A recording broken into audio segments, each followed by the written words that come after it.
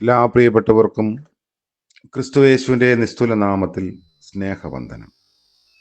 ഇന്നത്തെ നമ്മുടെ ധ്യാനത്തിനായി വിശുദ്ധ യോഹന്നാൻ എഴുതിയ സുവിശേഷം 21 അധ്യായത്തിൻ്റെ അവസാന 2 വാക്യങ്ങൾ. യോഹന്നാൻ 21-ന്റെ 24-ഉം 25-ഉം വാക്യം. ഈ ശിഷ്യൻ ഇതിനെക്കുറിച്ച് സാക്ഷ്യം പറയുന്നവനും ഇത് എഴുതിയവനുമാകുന്നു. അവൻ്റെ സാക്ഷ്യം സത്യമെന്ന് ഞങ്ങൾ അറിയുന്നു. യേശു ചെയ്തത് മറ്റു പലതുമുണ്ട്. അത് ഓരോന്നായി എഴുതിയാൽ എഴുതിയ പുസ്തകങ്ങൾ ലോകത്തിൽ തന്നെയും ഒതുങ്ങുകയില്ല എന്ന് ഞാൻ നിരൂപിക്കുന്നു. കർത്താവിൻ്റെ പരിശുദ്ധ നാമം വാഴ്ത്തപ്പെടട്ടെ. വിശുദ്ധ യോഹന്നാൻ എഴുതിയ സുവിശേഷം 1 അധ്യായം മുതലാണ് ഈ ഒരു ധ്യാന പങ്ക്തി നമ്മൾ തുടങ്ങിയത്. അതിൻ്റെ അവസാന ഭാഗത്തേക്ക് എത്തിയിരിക്കുന്നു. മനോഹരമായ ഒരു സാക്ഷ്യത്തോടു കൂടെയാണ് ഇത് അവസാനിക്കുന്നത്. വ്യക്തിപരമായ തൻ്റെ ഒരു വിശദാംശങ്ങൾ വ്യക്തമാക്കുന്നതിൽ എഴുത്തുകാരൻ മൗനം പാലിച്ചിട്ടുണ്ട്. എന്നാൽ ഈ അവസാന വാക്യങ്ങളിൽ തൻ്റെ ആളത്വം വ്യക്തമാക്കുകയും ചെയ്യുന്നു. യേശുവിനെ സ്നേഹിക്കുകയും യേശുവിൻ്റെ സ്നേഹം അനുഭവിക്കുകയും ചെയ്ത ആളാണ് താൻ. യേശുവിനോടുള്ള തൻ്റെ വ്യക്തിപരമായ ബന്ധത്തിലാണ് ഈ വിവരണങ്ങൾ എഴുതിയിരിക്കുന്നത് എന്ന് ഓർമ്മിപ്പിക്കുന്നു. ഗ്രീക്ക് ഭാഷ സംസാരിക്കുന്ന ജനതകളോട് യേശുവിനെ അർത്ഥവത്തായി പങ്കുവയ്ക്കുന്നതിന് സാധിക്കും വിധമുള്ള ഒരു ശൈലി യോഹന്നാൻ പുലർത്തി. മറ്റെല്ലാ ശിഷ്യന്മാരെക്കാളും അധികകാലം അദ്ദേഹം ജീവിച്ചു. ആവിർഭവിച്ചു വരുന്ന തലമുറയോട് സുവിശേഷം പങ്കുവയ്ക്കുന്നതിന് പരിശുദ്ധാത്മാവ് അദ്ദേഹത്തെ പഠിപ്പിച്ചു.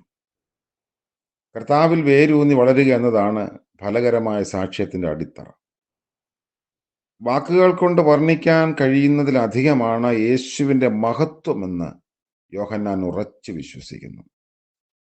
ആദിയിൽ സകലവും അവൻ മുഖാന്തരം ഉളവാക്കിയവനും കാലത്തികവെങ്കൽ അവതരണീയനുമായ ക്രിസ്തു എന്ന നിലയിലും ലോകത്തിൻ്റെ ജീവനെ പരിപാലിക്കുന്ന വചനമായ ക്രിസ്തു എന്ന നിലയിലും അന്ത്യത്തോളം നിലനിന്ന് ലോകത്തെ വീണ്ടെടുക്കുന്ന ദൈവത്തിൻ്റെ പദ്ധതിയെ വ്യക്തമാക്കുന്ന പരിശുദ്ധാത്മാവ് എന്ന നിലയിലും യേശുവിൻ്റെ പ്രഭാവം വാക്കുകൾ കൊണ്ട് വർണ്ണിക്കാൻ കഴിയുന്നതിലും അപ്പുറമാണ്.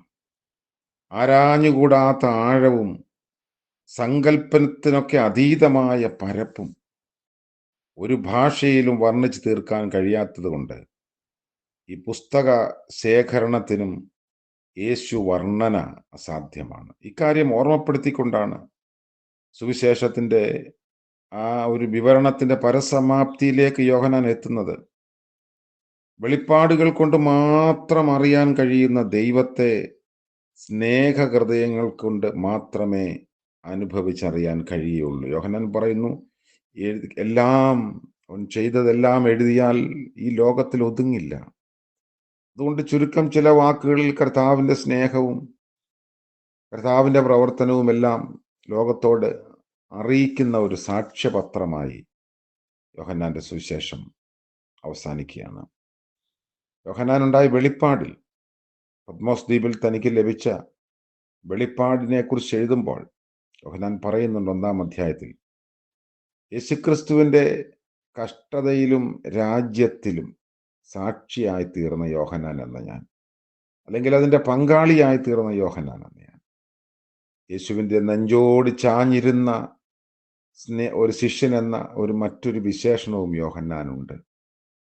കർത്താവിൻ്റെ സ്നേഹം രുചിച്ചറിഞ്ഞ, തൊട്ടറിഞ്ഞ ശിഷ്യനായിരുന്നു യോഹന്നാൻ. യേശുവിൻ്റെ ജീവിതവും പ്രവർത്തനവും മരണവും പുനരുത്ഥാനവും നമ്മളോട് പങ്കുവയ്ക്കുന്നത് വ്യത്യസ്തമായ ഒരു ശൈലിയിലാണ്.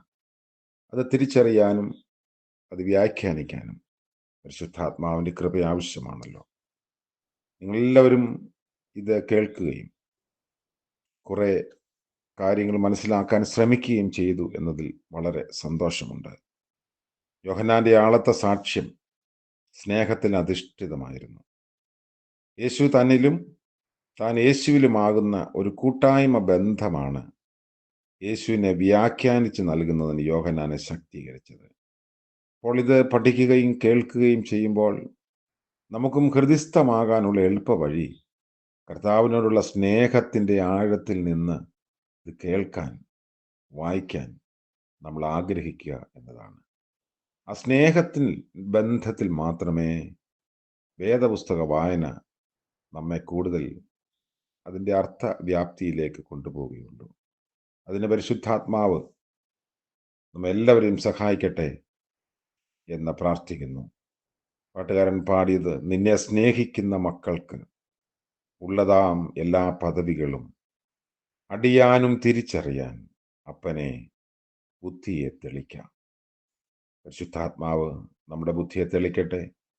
പുതിയ പഠന രംഗത്തേക്ക് നമുക്ക് പോകാൻ ദൈവം നമ്മളെ അനുവദിക്കട്ടെ.